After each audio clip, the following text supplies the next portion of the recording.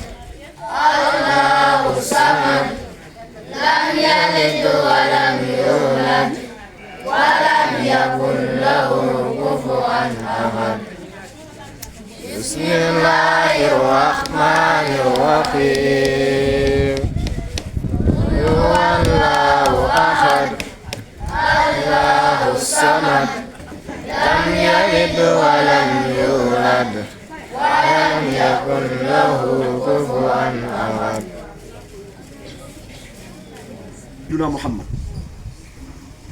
ma ne leen ku fi xëy gisoo sa baay jarul jooy ndax xoolal Muhammadu Rasulullahi mii nga xam ne bëtam bi mosu tegee ci waajuram wu góor mosu koo gis lan moo gën a métti nga am soxna mu ëmb ba toll ci 2 mois nga génne ne yaa ngi def commerce ñëwaatoo te bàyyi Rasulullahi ci loolu la des yeneen bi juddu gisul baayam ah 6 ans mu commencé fende commencé xàmmee ko yaay ja dem 8 ans mu commencé xàmmee ko gën a ràññee maam ja dem deseetul kenn moom Rasulullah ku ko fi am kon moo tax tiis yàgg na fi waaye jàmbaar a koy dëkku ku gëm yàlla it moo koy téye kon nañu am na ngëm kon loolu rek lañ ñëw moo waraloon ñëwaay bi tey fii ci kër gi jaale si suñ ndongo bi nga xam ne ñu ngi bokk ak moom ne ci daara ji li wajillahi taala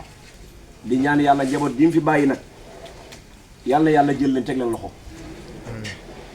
yàlla kum teg loxo nga mucc yàlla kum teg loxo it nga raw waaye bu ko defee loolu ñu ngi koy ñaan yàlla di ko ko dagaan bu baax mu teg loxo njaboot gi واهدنا ونجنا من القوم السالمين وهبنا ريحا طيبة في علمك وانصرنا من قصير ربك واحمنا به حمل الكرامة مع السلامة والعافية في دين ودنيا وكن لنا صاحبا في سفرنا وخليفة في أهلنا وخليفة في أهلنا وخليفة في أهلنا وخليفة في أهلنا واتمس على وجوه أحدائنا وامسحهم على مكان القريش